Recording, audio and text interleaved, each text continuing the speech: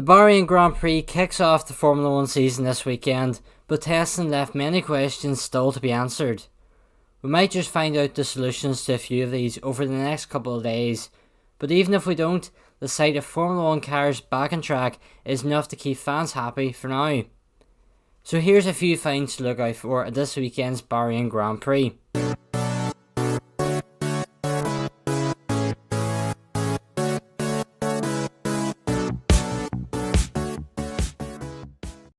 Before we begin, we just want to say a big thank you for all your support in this channel. We're well on our way to 700 subscribers now, and if you can subscribe to support us further, we would really appreciate that. And of course, if you do enjoy today's video, hit that like button and comment below anything you think we missed in today's video. Right, let's get back to the Bahrain Grand Prix. The transfer crew. Despite people speculating that most teams would keep the 2020 driver pairing going into 2021, Ferrari decided to take the headlines away from the severely underperforming car and put them on the four-time world champion Sebastian Vettel after it was announced that he would be leaving the team at the end of the season. This led to Carlos Sainz being signed by Ferrari, with Daniel Ricciardo replacing him at McLaren, before Fernando Alonso was announced to replace the Australian driver at Alpine. Vettel then signed for Aston Martin, which left Sergio Perez without a seat, and he ultimately replaced Alex Albon at Red Bull. Mick Schumacher and Nikita Mazepin made the step up from Formula 2 with Haas, replacing Romain Grosjean and Kevin Magnussen, while Yuki Tsunoda replaced Daniel Kvyat at AlphaTauri. It will be interesting to see how quickly these drivers can settle into their new teams, and if any can be riding the pace from lights out at the Bahrain International Circuit. Sergio Perez and Daniel Ricciardo are two drivers that you need to keep a watchful eye on. They are both in cars that impress in testing, and both could fight for podiums this season.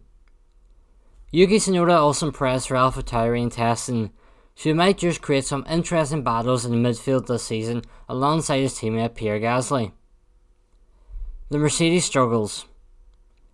If you're watching this video after the race is over, you're probably sitting there laughing at both Mercedes cars crossing the line 30 seconds ahead of everyone else, but based on testing, it looks like the Silver Arrows still have a little bit of work to do in order to retain their title. Both Lewis Hamilton and Valtteri Bottas struggled with the car sliding around on track and did not look comfortable to drive at all. The team also didn't opt for the traditional Silverstone shakedown after the car was launched, rather waiting until after the test in Bahrain to run the car in a private filming day. This created a lot of questions, but I think this was nothing more than a scheduled filming day because the team would be out there between the test and the race, and it would make a lot more sense to do it rather than coming back to a cold, damp, wet Silverstone circuit. Mercedes probably won't show their full potential of the car until the final few minutes of Q3, but if they don't, and they do see themselves having major trouble, the title race might just get a little bit interesting this year, although Mercedes will still probably wrap it up with 5 races to go. The progress of Williams racing. One of the most exciting things and also one of the most emotional moments of the 2020 season was the sale of the Williams racing team to Dorilton Capital. It was sad to see the Williams family leave the sport after so many years, but the new ownership has already made a difference with some fantastic appointments being brought in.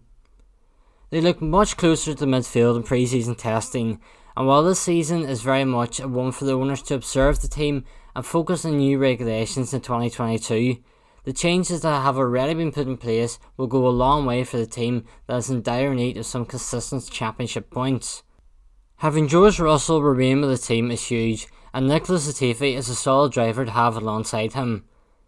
With Jack Aitken ready to step in as he did at Sakir Grand Prix last season, there's plenty of talent in the team to lead them through the next few seasons. So that's going to be all for this video. We do hope that you enjoy the first race of the 2021 Formula 1 World Championship, and we hope to see you all next time. Goodbye.